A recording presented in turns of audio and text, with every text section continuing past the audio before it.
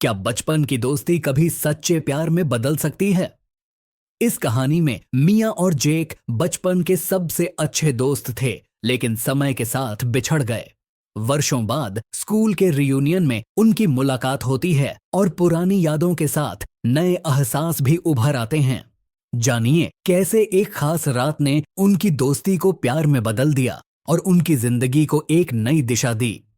रिजवुड high के gymnasium में हंसी और पुरानी यादों की गूंज के साथ हल्की 2000 के दशक की पॉप म्यूजिक चल रही थी। दीवारों पर स्कूल के नीले और सुनहरे रंग के झंडे सजे हुए थे और मंच के ऊपर एक बड़ा बैनर लटका था, class of 2014 reunion welcome back.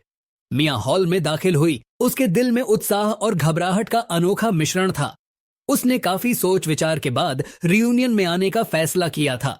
वो समझ नहीं पा रही थी कि पुरानी यादों को फिर से जीना सही रहेगा या नहीं, लेकिन एक कारण या शायद कोई शख्स उसे यहां खींच लाया था। उसने हॉल का जायजा लिया और उसकी नजर एक लंबे परिचित शख्स पर पड़ी जो ड्रिंक्स काउंटर के पास खड़ा था।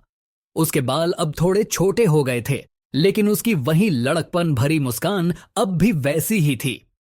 जेक, उसने धीमे से कहा और उसका दिल एक पल के लिए तेज धड़कने लगा।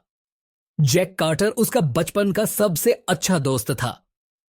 उन्होंने साथ में अनगिनत दोपहरें बिताई थीं, साइकिल चलाते, अपने सपने बांटते और जिंदगी के बड़े सवालों पर बातें करते। लेकिन कॉलेज, करियर और वक्त के साथ वे एक दूसरे से दूर हो गए। हिम्मत जुटाकर मिया उसके पास गई। तो अब भी नारंगी सोडा पी रहे हो, है ना?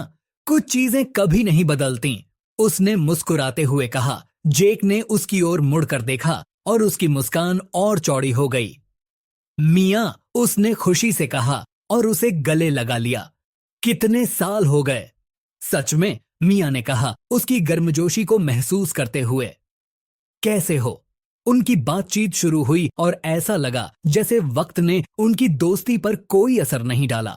जेक ने अपने वाइल्ड लाइफ फोटोग्राफी के सफर के किस्से सुनाए और मिया ने बताया कि कैसे वह हाल ही में अपने गृहनगर वापस आ गई है। तुम्हें पता है, जेक ने कहा, मैं हमेशा सोचता था कि तुम कहां हो और क्या कर रही हो, लेकिन पता नहीं क्यों हमने कभी बात नहीं की।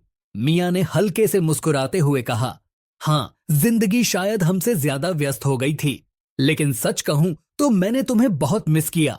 जेक की नजरें गहरी हो गईं। मैंने भी।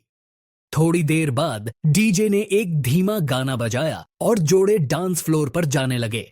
जेक ने मिया की ओर हाथ बढ़ाया। क्या तुम मेरे साथ डांस करोगी? मिया कुछ पल के लिए झिझकी, फिर उसका हाथ थाम लिया। क्यों नहीं? डांस फ्लोर पर धीमे धीमे कदमों के साथ घूमते हुए मिया के दिमाग में उनके बचपन की यादें ताजा हो गईं।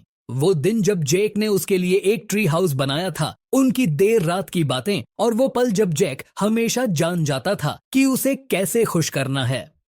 तुम्हें मिडिल स्कूल डांस याद है? मिया ने हंसते हुए पूछा। जेक हंसा। वो डांस जहां तुमने चमकीले स्नीकर्स पहने थे और किसी के साथ स्लो डांस करने से मना कर दिया था क्योंकि तुमने मुझसे पूछा ही नहीं, उसने चिढ़ाते हुए कहा।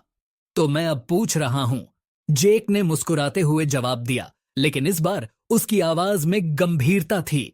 मिया ने उसकी ओर देखा और पल अचानक से बदल गया। हवा में कुछ अनकहा था, लेकिन इतना साफ कि उसे महसूस किया जा सकता था। जेक, मिया ने कहना शुरू किया, लेकिन जेक ने उसे रोक दिया। मिया, मैं तुम्हें कुछ सालों से कहना चाहता था। उसने गहरी सांस ली। तुम मेरे लिए हमेशा से सिर्फ एक दोस्त से ज्यादा रही हो। मुझे लगता है कि मैंने बचपन से ही तुमसे प्यार किया है। मैं बस डरता था ये कहने से। मिया की आंखें चौड़ी हो गईं। कुछ पल तक वह चुप रही, फिर उसकी आंखों में हल्की नमी आ गई और एक मुस्कान उसके चेहरे पर उभर आई। जेक, मैंने भी हमेशा ऐसा ही महसूस किया, शायद हमेशा से। उस रात का अंत हंसी, वादों और एक ग्रुप फोटो के साथ हुआ जिसमें सभी पुरानी यादों को फिर से जी रहे थे। लेकिन मिया और जेक के लिए यह सिर्फ एक रियूनियन नहीं था, यह उनके रिश्ते की एक नई शुरुआत थी। एक हफ्ते बाद उन्होंने कॉफी पर मुलाकात की, फिर डिनर, और देखते ही देखते वे फिर से एक दूसरे की जिंदगी का हिस्सा बन गए। इस बार दोस्तों से ज्यादा सालों बाद अपनी शादी में जेक ने मियां के कान में फुसफुसाते हुए कहा, मुझे लगता है रियूनियन इतने बुरे भी नहीं होते। मियां ने हंसते हुए जवाब दिया, नहीं, खासकर जब वे तुम्हें वहां ले आएं जहां तुम्हें हमेशा होना चाहिए था। उनकी बचपन की दोस्ती ने एक खूबसूरत प्रेम कहानी का रूप ले लिया, यह साबित करते हुए कि सच्चा प्यार हमेशा वहीं रहता है, बस सही वक्त का इंतजार करता है।